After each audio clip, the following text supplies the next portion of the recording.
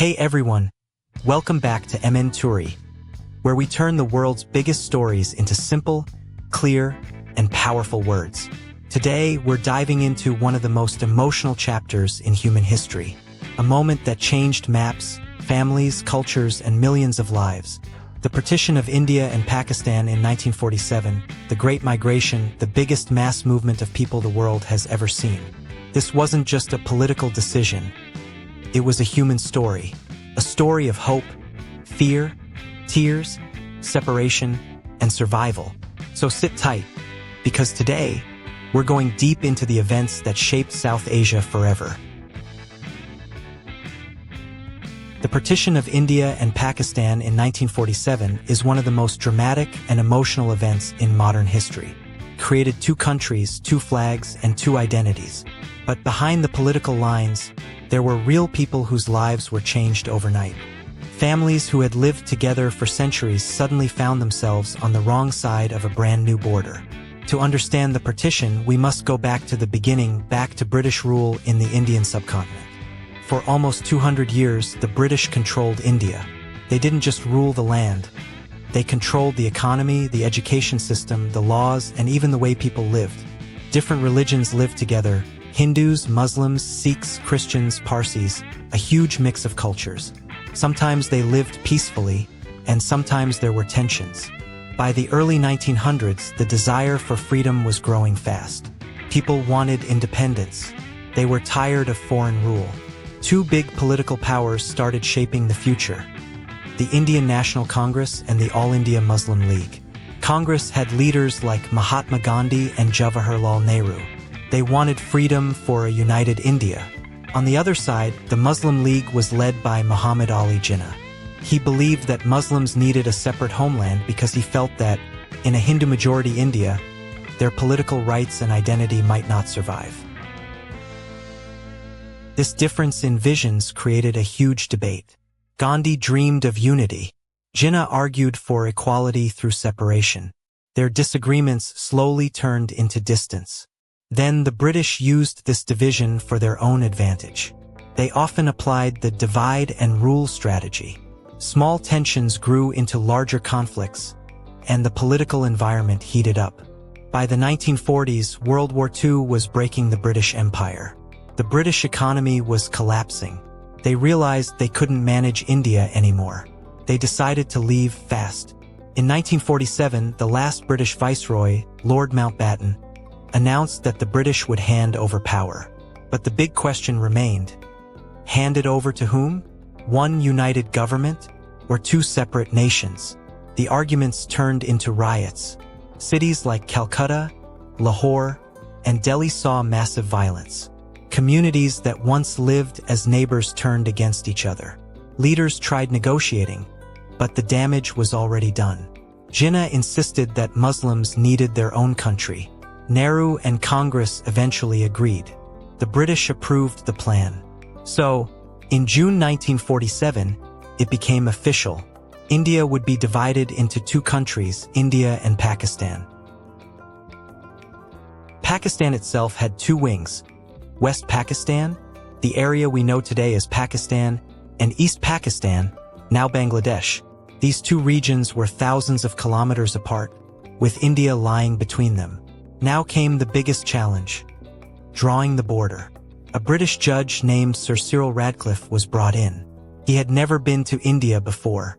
He didn't know the culture, languages, or geography. But he was given one job: draw the boundary line between India and Pakistan. And he had only 5 weeks to do it. 5 weeks to decide the destiny of millions. The line he drew became known as the Radcliffe Line. When it was announced, chaos exploded. Entire towns found out they were suddenly part of the other country. People panicked. They didn't know where their homes, safety, or future would lie. This moment triggered the Great Migration, the largest mass movement in human history. Around 15 to 20 million people packed their bags and left everything behind. Muslims from India traveled to Pakistan. Hindus and Sikhs from Pakistan moved to India. People walked for days and nights. They traveled in trains, buses, bullock carts, and even on foot. Some left with just a handful of clothes. Some carried their children on their backs. Some walked for hundreds of kilometers without food or water. The trains became a symbol of this migration, both of hope and tragedy. People called them trains of life and trains of death.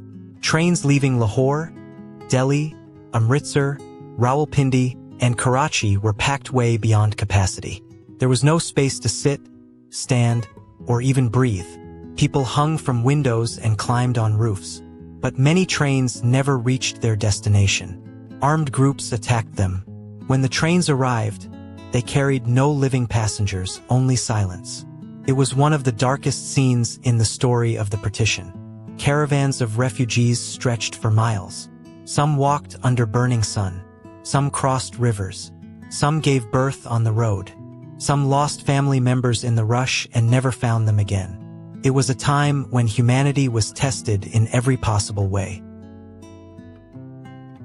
Yet, even in the middle of fear, there were acts of kindness. Many Hindus saved Muslims. Many Muslims protected Sikhs. Many Sikhs risked their lives to help strangers. The news at the time did not capture all these moments, but survivors later shared these incredible stories. Stories of humanity shining in darkness. As millions moved, violence increased. Riots broke out everywhere. Around 1 million people lost their lives. Women suffered the most. Families were torn apart. Children were separated from parents. Villages disappeared. Homes burned. Generations of memories turned to ashes. Even after the violence slowed down, the emotional wounds stayed. People who crossed the border carried their trauma for the rest of their lives. Many never returned to their original homes. Many never got closure. On August 14, 1947, Pakistan was officially born. Muhammad Ali Jinnah became the Governor-General. He delivered a powerful speech, dreaming of a nation where all citizens, Muslims, Hindus, Christians, and others, would live with equal rights. On August 15, 1947, India celebrated its independence with Prime Minister Jawaharlal Nehru giving his famous Tryst with Destiny speech. Both nations entered a new chapter, filled with pride but also scarred by the violence of partition. Partition didn't just divide land, it divided hearts. Friends who played together were now separated by barbed wire. Neighbors who shared meals for decades now stood on opposite sides of a border. Grandparents carried memories of their old homes, telling stories to their children and grandchildren about the land they once belonged to. And even today, after more than 7 decades, the effects of partition are still visible. India and Pakistan have fought wars, argued about borders, and faced political tensions. But millions of people on both sides still remember their roots. They still talk about the villages, fields, and streets their families once lived in. The migration also changed the culture of both countries. Refugees brought new foods, clothes, languages, and traditions. Cities like Karachi, Lahore, Delhi, and Amritsar transformed completely. Refugees rebuilt their lives through hard work and determination. They started businesses, built schools, and formed communities. Their struggle became their strength. Many historians say the partition could have been slower, safer, and more planned. But because it was rushed, the entire region paid the price. Lord Mountbatten's decision to hurry the process left no time for proper transition. Radcliffe himself admitted later that the line he drew caused pain, and he burned his documents before leaving India. Even today, documentaries, books, and interviews tell heartbreaking stories from 1947. Survivors say they still remember the screams, the smoke, the chaos, and the loss. But they also remember the friendships, the shared humanity, and the courage people showed. The Great Migration reminds us that political decisions can affect real human lives, that borders created on maps can break families in real life, that unity is fragile, and peace must be protected, and that ordinary people often pay the price for political power struggles. It also teaches us that even in the hardest times, hope survives. People rebuild, people adapt, people move forward. South Asia rose again, stronger, wiser, and full of life. India and Pakistan became home to millions who lost everything yet found the power to start again. Today, the partition story is not just about pain. It is also about resilience. It is about the courage to survive and the strength to restart from zero. It is a reminder that history shapes us, but it does not have to define our future. The Great Migration of 1947 remains the largest movement of people in human history, and it stands as a powerful lesson.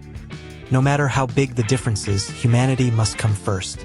Thank you for watching this deep and emotional journey into history. The story of the 1947 partition isn't just about borders. It's about people, memories, heartbreak, and courage. If you learned something new today, make sure to hit that like button, subscribe, and share this video with someone who needs to know this chapter of our past. This is Toori signing off. Stay curious, stay kind, and I'll catch you in the next one.